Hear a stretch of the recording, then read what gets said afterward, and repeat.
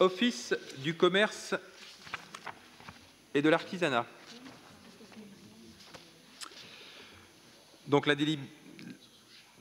délibération 137, donc la désignation des représentants de la ville au sein de l'Office. Alors l'Office du commerce et de l'artisanat, c'est une association qui fédère l'ensemble des acteurs qui souhaitent s'engager pour développer et dynamiser le commerce en cœur de ville et dans les quartiers. Donc l'Office du commerce accompagne, structure et stimule l'activité commerçante de la ville en agissant concrètement au quotidien et en se projetant dans l'avenir. Donc cette démarche a été notamment mise en place dans d'autres villes, Bayonne, Nîmes et Nancy. Donc ces objectifs, et ça c'est important de les connaître et de s'en imprégner, c'est un outil extrêmement important et efficace.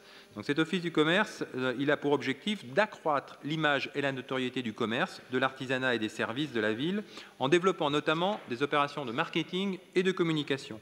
Il a pour objectif de dynamiser l'activité commerciale en réalisant des manifestations sur l'ensemble du territoire de la commune et des événements qui permettent de créer des flux de fréquentation sur les zones de commerce. Il a aussi pour objet d'accompagner les projets d'animation des associations de commerçants adhérentes, sans bien évidemment se substituer à elles, les commerçants et les associations restant bien évidemment acteurs et porteurs de leurs projets.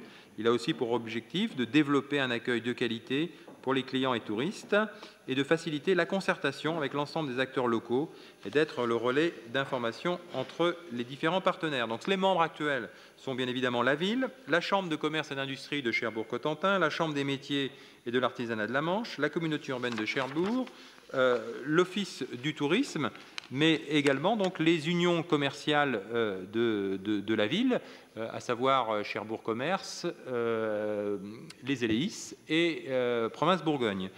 Également donc, les syndicats de commerçants non sédentaires.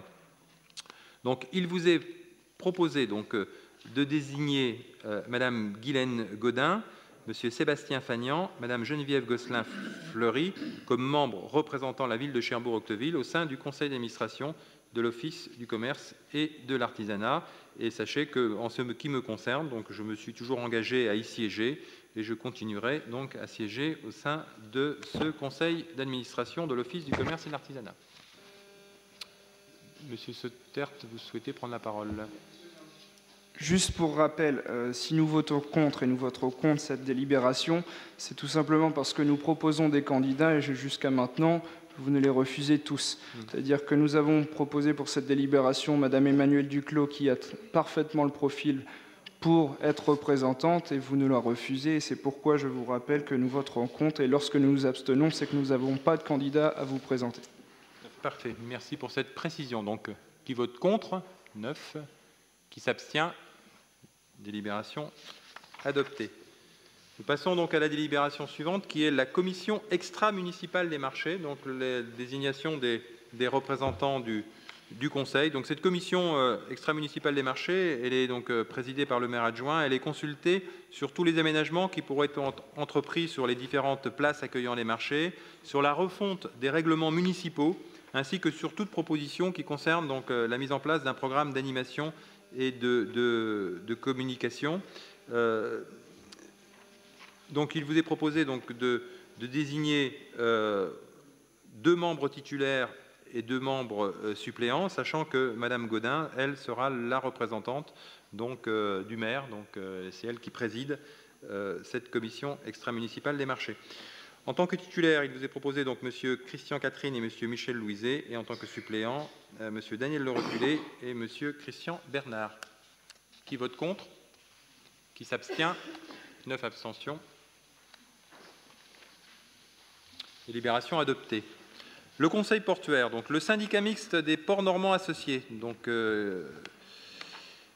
préside le conseil portuaire. Donc c'est une instance de concertation qui rassemble les collectivités territoriales qui sont concernées bien évidemment par les ports, qui rassemble également la préfecture maritime, les concessionnaires des ports de commerce, de pêche et de plaisance, et aussi les représentants des personnels et des usagers. Annuellement, donc, chaque concessionnaire et l'autorité concédante présentent leur rapport d'activité, les budgets prévisionnels et les projets à venir, et ces projets sont soumis bien évidemment à un avis du conseil portuaire. La ville donc, dispose dans ce conseil portuaire de 3 représentants titulaires et de 3 représentants suppléants, et cela à plusieurs titres. Au titre de la commune, il vous est proposé donc de désigner M. Nicolas Vivier comme titulaire et Madame Marie-Françoise Lebonnois comme suppléante, au titre de représentant de la concession Plaisance, de désigner Monsieur Michel Louiset comme titulaire et Madame Anna Pic comme suppléante. Et puis aussi, nous avons à désigner les représentants du personnel de la concession portuaire, à savoir Monsieur Michel Mellet en tant que titulaire et Monsieur Thierry Digne en tant que suppléant. Sur cette proposition, qui vote contre? Qui s'abstient? Délibération adoptée. Nous arrêtons momentanément donc, les délibérations concernant les désignations de représentants du conseil municipal dans les différentes instances pour aborder donc une délibération particulière concernant le versement d'une subvention exceptionnelle au groupement des boulangers et pâtissiers de la Manche pour l'organisation de la fête du pain. Le 17 mai prochain, donc à noter sur vos agendas, le groupement des boulangers et pâtissiers de la Manche organisera donc la fête du pain à Cherbourg-Octeville. C'est une manifestation qui regroupe de nombreux artisans boulangers qui viennent de tout le département pour promouvoir leur production au travers de différentes animations qui sont gratuites et accessibles à tous, notamment un atelier de fabrication du pain pour les visiteurs, la dégustation de pain et viennoiseries sous chapiteau, le battage du blé à l'ancienne par les batous du Cotentin. Donc cette année, les fédérations départementales de la boucherie et de la charcuterie seront invitées pour faire également la promotion de leur métier. Et le 70e anniversaire du débarquement sera à l'honneur, avec notamment l'organisation d'un défilé, puis une exposition de véhicules militaires sur le site de la fête. Du point de vue du financement, donc le budget nécessaire à l'organisation de cette manifestation départementale s'élève à 27 400 €. Nous avons, nous, été sollicités et nous vous proposons le versement d'une subvention exceptionnelle de 5 500 € au groupement des boulangers et pâtissiers de la Manche pour l'organisation de cette fête du pain qui, je le rappelle, aura lieu le 17 mai prochain à Cherbourg-Octeville. Qui vote contre? Qui s'abstient? Délibération adoptée à l'unanimité et je vous en remercie. Nous retournons donc aux désignations, à savoir la scène nationale de Cherbourg-Octeville, le Trident, et la désignation des membres de droit qui représentent donc la ville au sein du conseil d'administration de cette association. Donc, cette délibération, mais vous le connaissez sans doute aussi bien que moi, donc le Trident, donc scène nationale, est né en 2002 de la fusion à la fois de la scène nationale qui avait été elle-même créée en 1991 et du théâtre d'Octeville afin de développer donc un projet artistique ambitieux et harmonieux sur les trois plateaux que sont celui de la Butte, celui de la scène nationale et celui du Vox. Et cela donc d'inscrire cette nouvelle structure comme un outil de diffusion artistique pluridisciplinaire et d'aider à la création. Donc il faut savoir que notre scène nationale fait partie des 70 structures qui sont labellisées scène nationale sur le territoire français et c'est la seule dans le département de la Manche. Donc les statuts de la scène nationale prévoient que le conseil d'administration de l'association est composé de 9 membres de droit et de 9 membres associés. Sont membres de droit les représentants de l'État, le ministère de la Culture, des collectivités territoriales qui cofinancent régulièrement et notablement le fonctionnement de la structure. La répartition des membres de droit est la suivante: 3 représentants de l'État, 1 de la région Basse-Normandie, 1 pour le département de la Manche et 4 pour la ville de Cherbourg-Octeville. Donc il vous est proposé de désigner Madame Catherine Gentil, Madame Marie-Françoise Lebonnois, Madame Christelle Joly et Madame Françoise Hamon, donc pour siéger donc, au sein de cette structure Trident Scène Nationale. Qui vote contre? Pardon? Il y a une correction, excusez-moi. Ah non, non, mais alors... Ah, c'est Madame Catherine Nuette, d'accord. Bon, Madame Hamon laisse sa place, donc on enregistre bien. Donc on vote sur Madame Catherine Nuette en lieu et place de Madame Françoise Hamon. Qui vote contre? Qui s'abstient? Délibération adoptée à l'unanimité.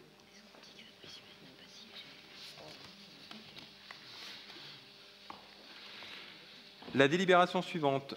Le pôle national des arts du cirque Basse-Normandie, donc La Brèche, donc créé cette fois-ci en 2000. Le Centre régional des arts du cirque, alors sous statut associatif, avait pour objet de développer des missions de fabrique de spectacles de cirque, d'accueil d'artistes et de compagnies, de sensibilisation des publics. Produit d'une concertation de plusieurs années entre l'État, la région, le département et la ville, le centre s'est doté en 2006 d'un bâtiment, qui est un outil de travail d'ailleurs performant, qui lui permet de développer sa programmation. Et on peut se féliciter notamment de la qualité de la programmation du programme Spring, qui a eu lieu il y a quelques jours, qui s'est terminé il y a quelques jours maintenant. Afin donc d'être mieux lisible pour le public et de favoriser son rayonnement. Dans le même temps, donc, les partenaires ont souhaité procéder à un changement de mode de gestion en faisant passer la structure donc, de statut d'association à celui d'établissement public, c'est un terme qu'on reverra beaucoup, d'établissement public de coopération culturelle. Donc les statuts de cette EPCC précisent que les missions, bien évidemment, sont le soutien à la création, le développement des réseaux, la mise en place de nouvelles formes de médiation dans le but de contribuer à forger un regard nouveau sur le cirque et ses évolutions. Moi, je vous invite à vraiment assister au spectacle de la Brèche et vous verrez que ces spectacles sont véritablement la convergence de ce qu'on appelait autrefois l'acrobatie, mais la danse, l'expression artistique et le cirque conventionnel tel que nous l'avons connu et que nous le connaissons encore sous chapiteau. Donc il prévoit que le conseil d'administration comprend 2 représentants de la région, 2 représentants du département, 1 représentant de la ville de Cherbourg-Octeville et 2 représentants de l'État désignés par le préfet. Donc, il vous est proposé de désigner donc, à la fois Mme Catherine Gentil en qualité de représentant de la ville et Mme Claudie Launois en qualité de suppléant représentant de la ville. Qui vote contre? Qui s'abstient? 9 abstentions. Délibération adoptée.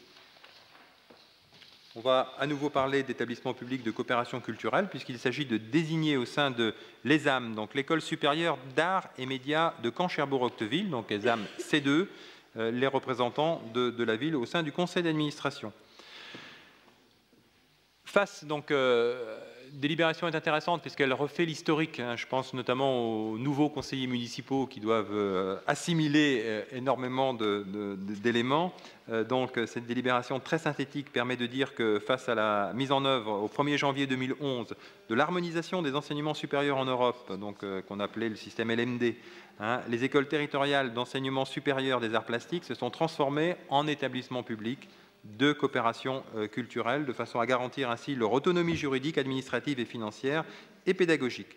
Dans ce contexte, donc, il a été choisi, et c'est une stratégie qui a été adoptée par la ville de Cherbourg-Octeville et qui était pertinente, c'est-à-dire de faire en sorte que notre ancienne école supérieure des beaux-arts de Cherbourg-Octeville, qui était d'ailleurs la plus petite école de France et à ce titre en situation de fragilité, puisse fusionner au sein avec l'école caennaise.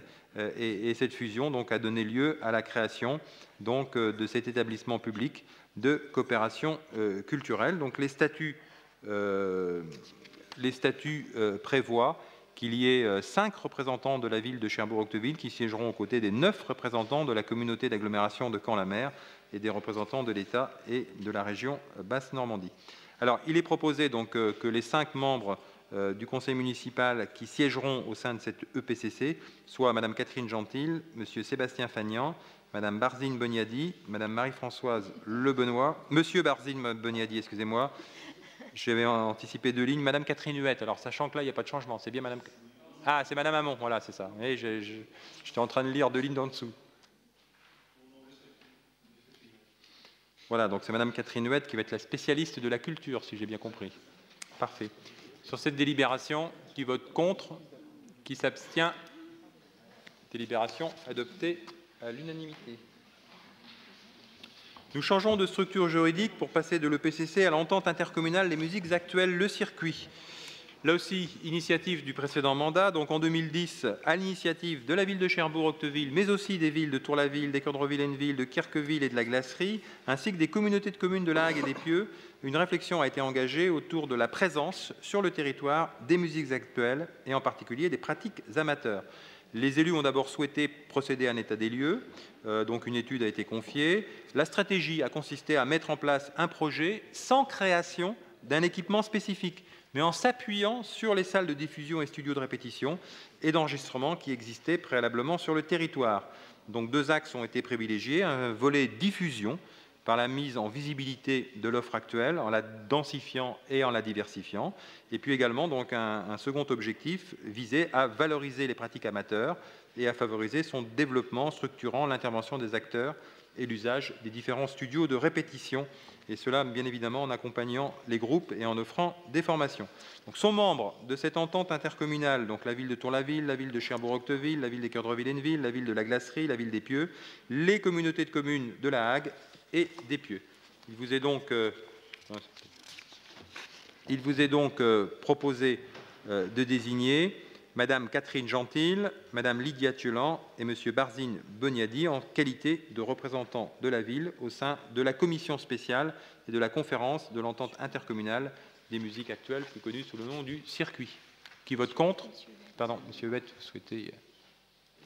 Simplement pour avoir une explication sur la logique de l'histoire, parce que je vois que pour la scène nationale, il y a 4 représentants, il y en a un pour l'opposition, pour les centres du cirque, bon, il n'y en a pas, pour l'école supérieure d'art, il y en a 5, il y en a un pour l'opposition, pour les musiques actuelles, il y en a 3, il pourrait y en avoir un pour l'opposition, il n'y en a pas. Alors quel est votre seuil de résistance? Oh, il n'y a pas de seuil de résistance. C'est la logique qui m'intéresse. La logique, c'est la proportionnelle. Donc la proportionnelle, elle se met en place à partir de 5, normalement. Oui, et puis il y a aussi une distance statique. Ouais. Il n'y a pas de proportionnel obligatoire, je veux dire. Mais c'est pour ça que je vous pose la question. Quel est votre seuil de résistance? Le seuil de résistance. Tolérance à l'opposition. Pour l'instant, oui. Jusqu'où va le rassemblement, quoi? Ouais,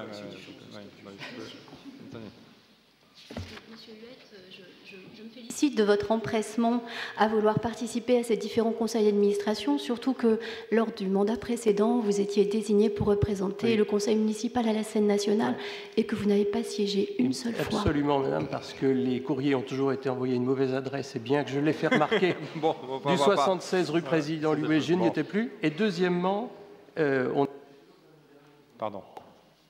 on était toujours prévenu au dernier moment. Et les lieux changeaient sans arrêt, et c'était toujours pendant... Si, parce qu'il y avait la salle des arcades, et c'était toujours pendant des moments où on travaille normalement. Donc, si. Non, c'est 17h. Non, oui, il arrive que les enseignants travaillent à 17h. C'est 17h le soir, et tous les autres membres, étrangement, ce que je vois, avaient bien Madame reçu les courriers. C'est que, pour une fois de plus, ce qui vous intéresse, c'est la polémique. Si. Oh. Voilà. Donc, en tout cas, moi, ce que je vous dis, c'est une question simple et je m'adresse à Monsieur le maire particulièrement, c'est quel est le seuil de tolérance? Quel est le seuil qui fait que l'opposition peut avoir ou pas un mot à dire sur ce qui se passe au niveau communal? Point. Ça dépend. Je veux dire, il n'y a pas de règle comme ça. Je veux dire, vous avez une place notamment à la scène nationale et je pense que vous allez... je pense que Madame Muette, qui a sans doute peut-être plus de disponibilité ou voilà, oui, c'est un fait, que parce vous qu'il aviez peut à un moment arriver donné que les gens puisse travaillent. s'impliquer. Ensuite, sur les politiques culturelles, moi je suis tout à fait prêt. J'ai parlé tout à l'heure d'intercommission, de façon à ce qu'on puisse définir les stratégies. Là, il y a certaines structures où on est sur de la gestion. Il y en a d'autres, c'est du cas par cas. Hein? Donc c'est du cas par cas. Il y a des différences de statut sur les organismes, etc. Il n'y a pas de seuil, comment dirais-je, particulier. Je dis c'est au cas par cas. D'accord. Voilà. En tout cas, je vous remercie, Madame Thiolan, d'avoir donné le ton. On s'appliquera à le maintenir. Alors, pour... Oh non, on va pas. Ah bah, c'est pas moi qui ai... Non mais monsieur Huet, depuis le début du conseil municipal, c'est vous qui posez des questions et qui revenez à la charge sans cesse pour dire qu'il n'y a pas assez de représentation de l'opposition. Il était légitime que je remarque que pendant le mandat précédent, vous n'avez pas bénéficié de cette représentation. C'était légitime, mais ça n'est absolument pas polémique. Oh non. Il est légitime aussi qu'on puisse... On va peut-être soumettre aux voix... Il est légitime que je puisse répondre. Ouais. Et je n'accepte pas ce genre d'attaque, puisque de toute façon, il y a des gens qui ont des fonctions qui font qu'on n'est pas forcément sur Cherbourg au moment où vous nous envoyez les convocations. On n'a pas de suppléance, on est prévenu au dernier moment. Je réitère que c'est dans des créneaux où on ne peut pas se rendre libre, et je réitère que c'est souvent dans des lieux qui changent, puisqu'il y a eu le théâtre. Et en plus, j'ai signalé au moins 3 ou 4 fois que j'avais changé d'adresse, puisque j'ai déménagé. L'administration du théâtre n'en a pas tenu compte, sauf récemment, puisque maintenant ils envoient les choses par Internet. Mais je peux vous assurer et aller vérifier que les courriers sont encore envoyés au 76 rue Président Loubet, qui est mon ancienne adresse, et cette adresse date de plus de 5 ans maintenant. Voilà. Vérifiez. C'est comme le tableau, vous savez, quand on cherche, on trouve. Voilà. Monsieur Huet, compte tenu de vos indisponibilités, vous avez eu la délicatesse de faire en sorte que ce soit Madame Huette qui puisse siéger. Exactement. Vous voyez, on garde le nom, on change la personnalité. Et vous gagnez au change. Je vous propose de soumettre aux voix donc, notre représentation au sein de cette entente intercommunale de musique actuelle. Qui vote contre? Qui s'abstient?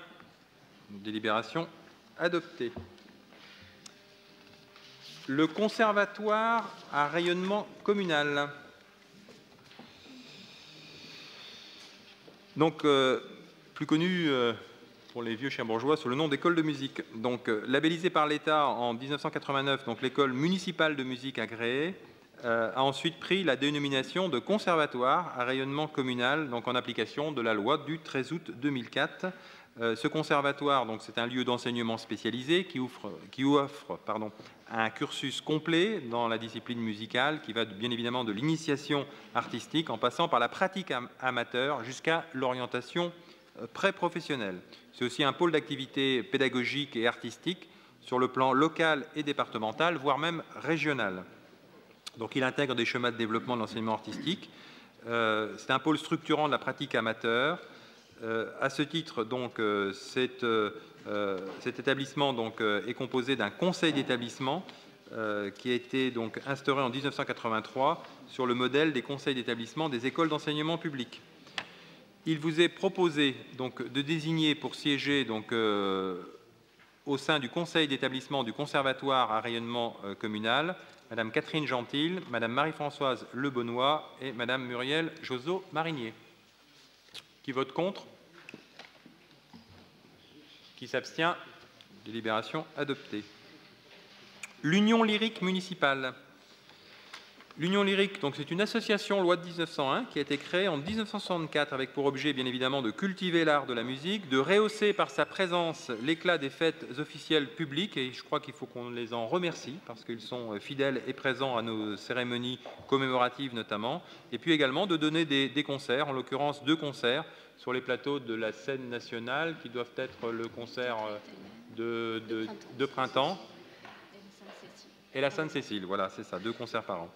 Donc les statuts prévoient donc, dans son article que le 2e vice-président membre du bureau est un membre du conseil municipal et il vous est proposé de désigner Madame Catherine Gentil. Qui vote contre? Qui s'abstient? Délibération adoptée.